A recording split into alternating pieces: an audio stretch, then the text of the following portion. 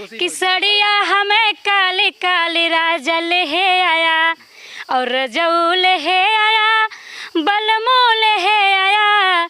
सड़िया हमें काली काली राजा ले आया और ले आया 3 पतिया झुलनिया हो और ले आया 3 पतिया झुलनिया हो। काहे तहर घर वाली पिया ले आया काहे तहर घर वाली राजा ले आया।